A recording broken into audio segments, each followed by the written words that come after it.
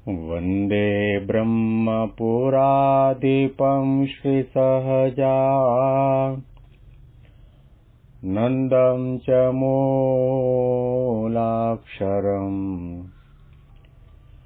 श्रेयस्कारणसद्गुणैकनिलयम्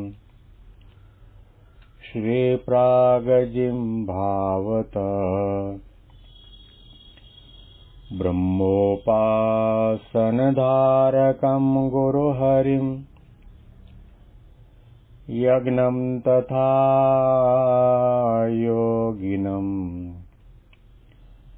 प्रीत्येवं प्रमुखं महन्तमनिशं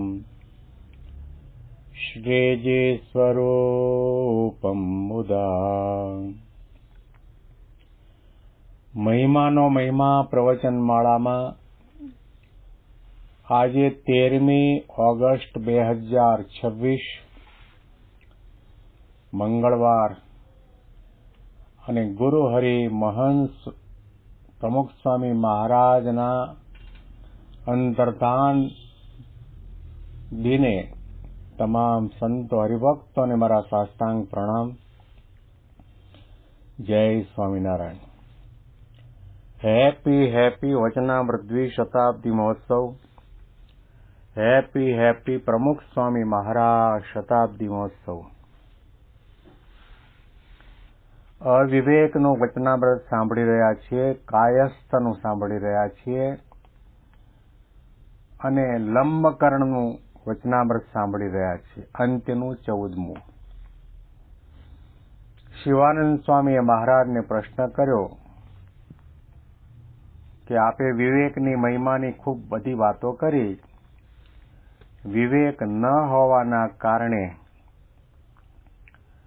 ભગવાનમાં પ્રેમ નથી થતો. વિવેક ન હોવાના કારણે ભગવાનનું ભજન સ્મરણ થતું નથી. વિવેક ન હોવાના કારણે ભગવાનના સ્વરૂપમાં મનની વૃત્તિ લાગતી નથી. તો શિવાનંદ સ્વામીએ પ્રશ્ન કર્યો, મહારાજ, આ વિવેક અને વૈરાગ્ય ભક્તના જીવનમાં ન હોય તો આવે કઈ રીતે? તો એના માટે મહારાજે સંત અને ભગવંતમાં હેત હોય તો એ ભક્તના જીવનમાં વિવેક ન હોય તો પણ વિવેક આવે અને વૈરાગ્ય ન હોય તો પણ વૈરાગ્ય આવે. મહારાજે દ્રષ્ટાંત આપીને પણ સમજાવ્યું કે જેને જેની સાથે હેત હોય, હવે એમાં કોઈ અંતરાય કરે તો તરત એના ઉપર ક્રોધ થઈ જાય. માણસને ક્રોધ થાય એવું નથી, પરંતુ પશુને પણ ક્રોધ થઈ જાય. જેમ પાડો હોય એ કામનાએ કરીને ભેંસ ઉપર આસક્ત થયો હોય અને જો બીજો વચ્ચે પાડો આવે તો એને મારી નાખે. આવી રીતે પશુ પક્ષીમાં પણ સર્વત્ર આવી રીતનું દેખાય છે. એમ જેને ભગવાનને વિશે દ્રઢ પ્રીતિ હોય તેને જે પદાર્થ એ પ્રીતિમાં અંતરાય કરવા માટે આવે તો તરત જ એના ઉપર ક્રોધ થઈ જાય અને પદાર્થનો તત્કાળ ત્યાગ કરે છે. એટલા માટે ભગવાનમાં દ્રઢ હેત હોય તો એની મેળે જ વૈરાગ્ય અને વિવેક આપણા હૃદયમાં ઉદય થઈ આવે છે. પછી વળી શિવાનંદ સ્વામીએ પૂછ્યું, જે બુદ્ધિમાન તો બે પુરુષ છે, તેમાં એક તો જેમ પરમેશ્વર કહે તેમ જ માની લે એવો વિશ્વાસી છે, અને બીજો તો પરમેશ્વરના વચન હોય તેમાં પણ માનવું ઘટે એટલું જ માને. એ બેમાં કયો શ્રેષ્ઠ છે? પછી શ્રીજી મહારાજ બોલ્યા, જે વિશ્વાસી એ જ શ્રેષ્ઠ છે. તે રામકથામાં રામચંદ્રજીએ કહ્યું છે, જે મારે દ્રઢ વિશ્વાસે રહે તેને જેમ માતા બાળકની રક્ષા કરે તેમ હું રક્ષા કરું છું. માટે વિશ્વાસી એ જ શ્રેષ્ઠ છે. આ શિવાનંદ સ્વામીનો લાગલો બીજો પ્રશ્ન. મહારાજે કહ્યું, બે પ્રકારના ભક્ત હોય એમાં બુદ્ધિશાળી તો બંને છે, પણ એક ભક્ત ભગવાન જેમ કહે તેમ માની લે છે અને કરે છે. એવો વિશ્વાસ ભગવાનના વચનમાં, ભગવાનની ક્રિયામાં અને ભગવાનના ભગવાનપણામાં વિશ્વાસ છે એવો એક ભક્ત છે, અને બીજો ભક્ત છે એ પણ બુદ્ધિશાળી તો ખરો, પણ ભગવાનના વચન હોય એમાં માનવું ઘટે એટલું માને અને ન માનવું એટલું ન માને. તો આ બે પ્રકારના ભક્ત બુદ્ધિશાળી છે. એમાં કયો ભક્ત શ્રેષ્ઠ કહેવાય? મહારાજે તરત જ જવાબ આપ્યો કે જેને ભગવાનમાં, ભગવાનના આદેશમાં, ભગવાનના ભગવાનપણામાં, ભગવાનની ક્રિયામાં 100% વિશ્વાસ છે એ ભક્ત શ્રેષ્ઠ છે. ભગવાનનું વચન ન મનાતું હોય અથવા તો અમુક મનાય ને અમુક ન મનાય, તેનો અર્થ એ થયો કે એ ભગવાનને આધીન નથી, પરંતુ તર્ક વિતર્ક અને શંકા કુશંકા કરવાવાળી બુદ્ધિને આધીન છે. ભગવાન તો મન, વાણી, બુદ્ધિ આ બધાથી પરનું તત્વ છે. કાળ, કર્મ, માયા, પ્રકૃતિ સ્વભાવથી પરનું તત્વ છે. જે સર્વોપરી તત્વ હોય એને આધીન થવાની જગ્યાએ પોતાના મનને, પોતાની બુદ્ધિને, પોતાના ઇન્દ્રિયો અંતકરણને, પોતાના સ્વભાવને, પોતાના ગમા અણગમાને જો આધીન થઈ જતો હોય અને ભગવાન જે કંઈ વચન કહે એમાં વિશ્વાસ ન આવતો હોય તો સમજો કે એ ભક્ત નથી.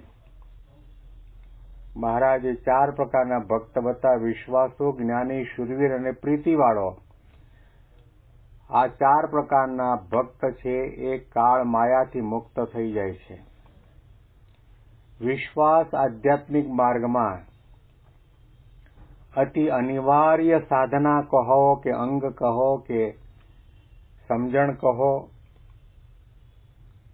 ઘણા બધા સાધનો આપણે કરીએ, પણ એ સાધનની અંદર આપણને વિશ્વાસ ના આવે તો પછી ભગવાનને કે ગુરુને ગુરુ માન્યા નથી, ભગવાનને ભગવાન માન્યા નથી, એના વચનની અંદર શંકા કુશંકા થયા કરે તો સમજી લેવું કે આપણે બુદ્ધિને આધીન થયા અને શંકા કુશંકા કર્યા કરીએ છીએ.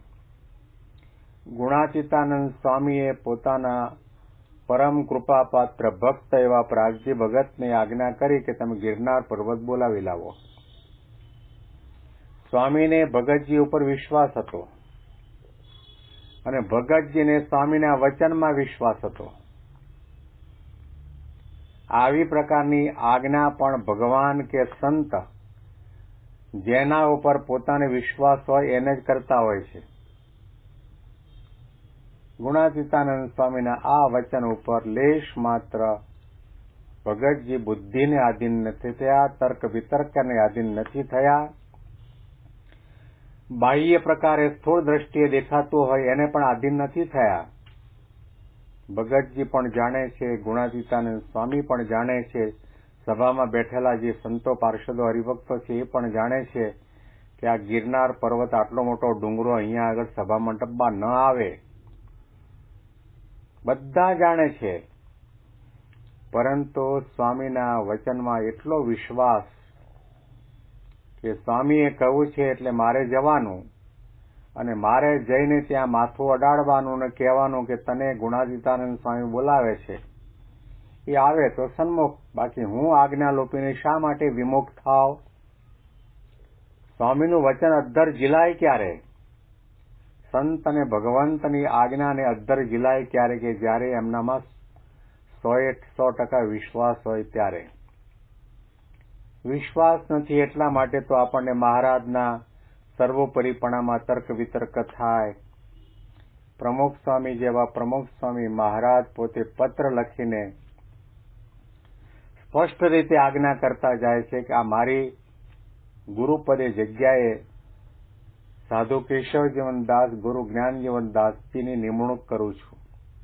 આ સંસ્થાના પ્રમુખ તરીકે નિમણૂક કરું છું અને મારી સભાન અવસ્થાની અંદર હું આ નિમણૂક કરું છું. આટલું કહેવા છતાં પણ જો મહંત સ્વામી મહારાજના સ્વરૂપની અંદર પ્રતીતિ ન આવતી હોય, નિષ્ઠાની દ્રઢતા ન થતી હોય, મનમાં સંકલ્પ વિકલ્પ કે તર્ક વિતર્ક થયા કરતા હોય તો સમજી લેવું કે આપણને પ્રમુખ સ્વામીમાં વિશ્વાસ નથી. વિશ્વાસ રાખીને ભજન કરવાની વાત છે. દેવાનંદ સ્વામી એટલા માટે લખ્યું, વચનમાં વિશ્વાસ રાખી ભજનમાં ભળી. વચનમાં વિશ્વાસ રાખી ભજનમાં ભળી. પૂરવ કેરા પાપ તારા તો જાશે બળી. ભજલે ભગવાન સાચા સંતને મળી. સંતને મળી રે સાચા સંતને મળી. ભજલે ભગવાન સાચા સંતને મળી. મહારાજને આપણે જોયા નથી. મહારાજનું તાત્વિક અને આધ્યાત્મિક સ્વરૂપ એનું આપણને જ્ઞાન નથી. મહારાજના સમયમાં આપણે હતા નહીં. મહારાજ પોતે અનંત કોટી બ્રહ્માંડના એકમાત્ર કરતા હર્તા છે, એને પણ આપણે જાણતા નથી. સર્વોપરી છે, સદા સાકાર છે, અંતર્યામી છે, કર્તુમ અકર્તુમ અન્યથા કર્તુમ શક્તિ સંપન્ન છે, દિવ્ય છે, અલૌકિક છે, માયા મુક્ત છે, એનાથી કોઈ પર તત્વ નથી અને ગુણાતી સંત દ્વારા એ ભગવાન સહજાનંદ સ્વામી મહારાજ પ્રગટ છે. આમાં આપણી જરા પણ ચાંચ ખૂંચતી નથી. તો યોગી બાપા, શાસ્ત્રી મહારાજ અને પ્રમુખ સ્વામી મહારાજ કે મહંત સ્વામી મહારાજના વચનમાં વિશ્વાસ રાખો કે એ જેની માળા કરે છે, એ જેની ઉપાસના કરે છે, એ જેનું ભજન કરે છે, એ જેની આજ્ઞા પાળે છે, એ તત્વ સહજાનંદ સ્વામી સર્વોપરી ભગવાન છે, માનો.